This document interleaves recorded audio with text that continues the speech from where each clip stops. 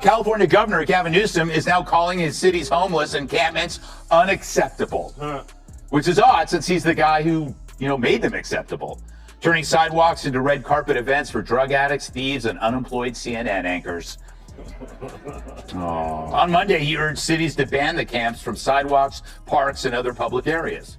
So after years of denying the problem, he's now pretending to fix it, which is like putting on a condom as you're leaving a horse. It happened fast. 1 minute, California Governor Gavin Newsom looked composed. The next, the moment felt raw, live, and completely unscripted. On national television, Greg Gutfeld went after him with sharp humor and pointed criticism. He questioned the governor's record, teased his larger-than-life confidence, and even poked fun at his famously polished hair. This wasn't playful banter. It felt intense. What unfolded looked less like a routine debate and more like a public stumble. The image Newsom had carefully built, steady, confident, camera-ready, seemed to shake under the pressure. Viewers stayed glued to their screens because this wasn't typical political sparring. It felt bigger, more personal, the kind of exchange people replay and talk about long after the credits roll. When Gutfeld stepped into the studio wearing his usual half smile, it was clear he had something lined up. The tone suggested a reckoning. Newsom, often described as a bold progressive voice with grand promises and spotless presentation, was squarely in his sights. Take a closer look at this with a spot shadow, or no spot shadow. What exactly is he trying to say here, huh? Is it a mysterious form of sign language for morons? Is he conveying some secret code to terrorists? Is he signaling the Los Angeles Angels to steal third base?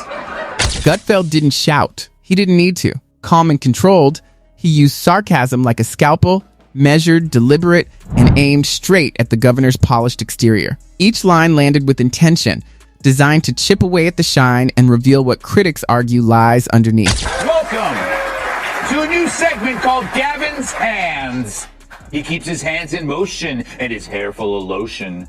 True, Gavin's views may be idiotic, but his hands moves, well, they're hypnotic. California Governor Newsom's new podcast is out. It's available wherever fine hair care products are. After a few playful jabs about Gavin Newsom's perfectly styled image, Greg Gutfeld shifted gears. The teasing about glossy hair and camera-ready smiles was just the warm-up. Then came the sharper lines. Gutfeld joked that Newsom doesn't simply walk into a room, he arrives like he's starring in a slow-motion fragrance ad, grinning as if the spotlight follows him everywhere. With a laugh, he added that Gavin's smile shines brighter than California's power grid on one of its better days. And if politicians were products, Newsom, he said, would be luxury skincare, sleek, expensive, and packaged beautifully. While the fine print hides the real complications, the audience laughed, but the tone was shifting. The humor softened the room before the heavier critique landed. The riots aren't a protest against authoritarianism. They're a protest against order. Once you conflate order with authoritarianism, you get chaos and destruction. So if restoring order is evil, then the Dems are now the party of disorder. Turns out the only system they had was wokeism, and it rotted any basic principles the party had to begin with. Which is why, like Gavin himself, they're left looking at 2028's hopes going up in flames. Gutfeld made it clear he wasn't there just to poke fun at appearances. He turned to California itself, the paradise critics say Newsom often describes. Instead of painting a glowing picture, Gutfeld offered a biting contrast. A gated neighborhood with artisan coffee, broken elevators, and sidewalks cluttered with abandoned scooters. He quipped that the governor's version of progress sometimes feels less like order and more like confusion dressed up as trendiness. The comparison was exaggerated for effect, but the message was pointed. Beneath the polish and promises, Gutfeld argued, the reality on the ground looks far messier than the image being sold.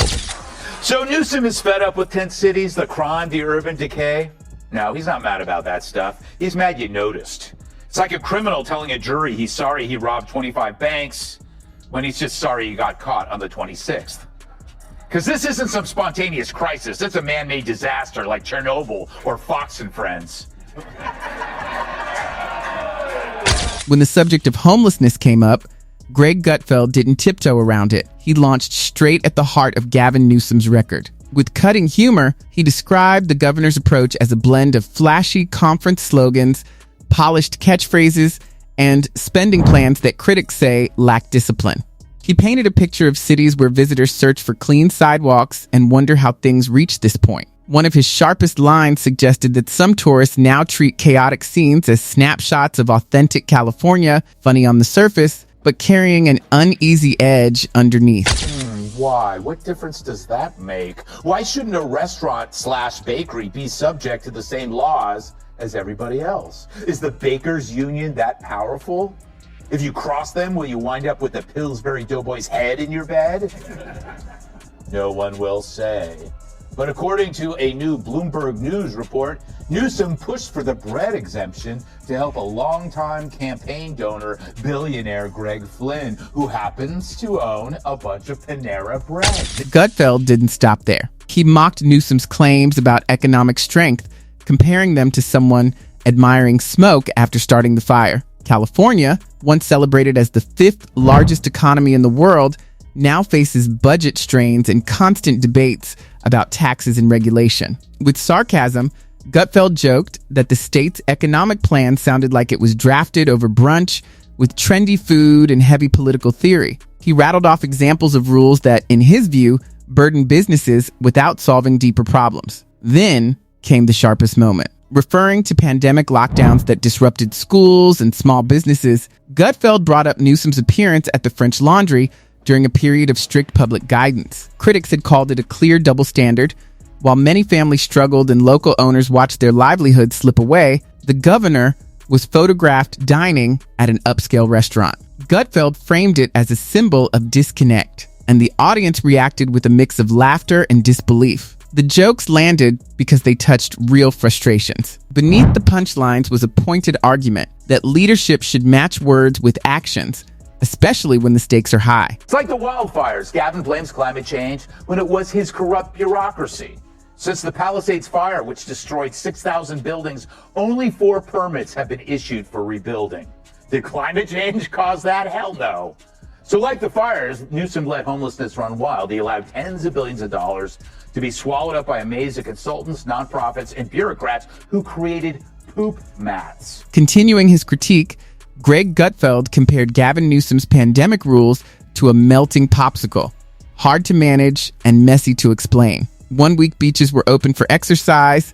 Another week, benches were off limits. Gutfeld joked that it sometimes felt as if decisions were made by spinning a giant color wheel. And, he added, critics who questioned the rules were often dismissed as ignoring science rather than simply asking questions. He also revisited the recall election, arguing that instead of shifting course afterward, Newsom returned with the same polished confidence, but, in Gutfeld's view, further removed from everyday frustrations. Crime became another target of his satire. Gutfeld exaggerated for effect, suggesting that enforcement seemed softer than residents expected, and joking that the solution might be a polite sign asking thieves to consider new career paths. So our dumbest politicians are getting dumber. It's like a semi-truck full of dumb pills overturned, and Gavin Newsom leaped out of his limo and ate all of them up. And now he's ODing on dumb. I watched this one guy, was it Jesse Waters or something on Fox News? What he's been saying about Paul Pelosi the last 5-6 months? Mocking him consistently? Don't tell me that's not aiding and abetting all this. Of course it is. Beyond punchlines, he pointed to migration trends. Families and businesses have relocated to other states, while Newsom continues to present California as a global model. Gutfeld questioned that contrast, arguing that rising costs and public safety concerns tell a different story. Education came next. He claimed schools now wrestle with culture debates and complex policies that leave parents confused about curriculum and standards. In his telling, administrators seemed more focused on trends and consultants than on basics. Energy policy and housing shortages rounded out the critique. Newsom has repeatedly promised more affordable housing, but rents remain high. Zoning laws, Gutfeld said, can feel so tangled they resemble something out of a novel by Franz Kafka, dense and frustrating. The closing joke carried a sting. For some residents, staying feels expensive, but leaving can be costly too. Beneath the humor was a serious point about affordability and trust, issues that continue to shape the debate over California's future. Last year, after the Texas Governor Abbott ordered that parents of transitioning children should face criminal investigation, Newsom then tweeted this: "Trans kids and their families should be celebrated, not targeted by the state. They are heroes." And so to fearful families in Texas right now, California's door is always open to you. Yeah, and so is the side door on some pedophile's mini. Through it all, Gavin Newsom kept the same steady smile, brushing off criticism as though every question had been pre-approved. Greg Gutfeld seized on that image. He joked that Newsom was like a human screensaver, always sleek, always animated, yet not actually doing much. This isn't leadership, Greg argued. In his telling, it was influencer-style politics, polished news conferences, carefully crafted slogans, and dramatic tone setting that suggested bold action, while critics saw mostly presentation. He teased that elevating Newsom to higher office would be like promoting the cook from a struggling cruise ship to lead the Coast Guard. Flashy, but missing the point. The running theme was clear. Too much focus on appearance, not enough on outcomes. Gutfeld described him as the embodiment of a progressive cliche, shiny, soothing, and visually impressive, but lacking substance. The audience laughed, yet the undertone was serious. Beneath the punchlines was an argument that California, after years of tough headlines, needs steadier direction. Online, look at the sewage that is online. Sure, Gavin, sure. He lived in a bus, but he definitely had cable.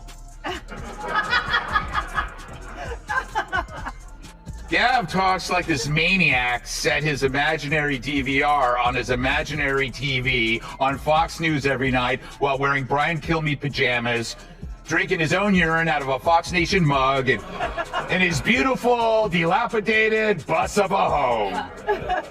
He didn't shout to make it sting. His calm delivery made each line sharper. The humor carried an edge. If the state hopes to move past late-night punchlines, critics say it may require more than polished speeches. Just when it seemed he had covered every weak spot, Gutfeld turned to what he framed as irony. He mocked Newsom's habit of criticizing other states, joking that it's bold to lecture places like Florida or Texas about governance, while California faces its own struggles with energy reliability and retail closures. He compared it to a runner who stumbles mid-race but still offers advice to others from the sidelines. The crowd laughed again, but the message was consistent. Style can command attention, yet critics argue that real leadership is measured by results, not presentation. Hopes the conservative Supreme Court will overturn the current law that bans his state from removing out-of-control homeless encampments. Imagine that. Well, what did you expect, Gavin? That the sanctuary seekers were going to show up in Winnebagos? Once again, another example of a high-profile lib using his big mouth to write a check his ass can't cash. Greg Gutfeld then turned his attention to what he described as Gavin Newsom's unusual focus on Ron DeSantis. With exaggerated flair, Greg painted it as a one-sided rivalry, Newsom firing off late-night posts while scanning headlines about Florida's growth and construction projects. Meanwhile, he joked, California was busy debating symbolic measures that critics argue don't address deeper concerns. Gutfeld framed it as performance politics, moves designed for headlines and social media clips rather than long-term results. He mocked Newsom's national appearances, suggesting they felt more like a carefully staged production than a policy rollout. If campaign ads came with warning labels, Greg quipped, this one might read, highly polished. Outcomes may vary. The contrast he pushed was simple. While some governors focus on roads, budgets, and crime statistics, Newsom, in his telling, focuses on presentation and messaging. Now, it's often said that life is like a crap sandwich. The more bread you have, the less crap you gotta eat. But in Gavin Newsom's California, they mean it literally. California recently passed a law mandating a higher minimum wage for fast food restaurants, raising it from 16 to 20 bucks an hour. But it offers an odd exemption for chains that bake bread and sell it as a standalone item. Even California's natural beauty wasn't spared from the satire. Greg joked that the state's mountains, beaches, and forests deserve better management. Visitors may arrive for the sunshine, he said, but debates over taxes and regulation often dominate the conversation. He described the situation like a movie sequel that looks stunning in previews, but leaves audiences debating the final act. Leaning back with a grin, Gutfeld signaled he wasn't finished. His closing tone suggested that when political missteps start to write their own punchlines, all a commentator needs is sharp timing and a microphone. Beneath the humor was a steady theme. Image can capture attention, but results are what ultimately shape a leader's legacy.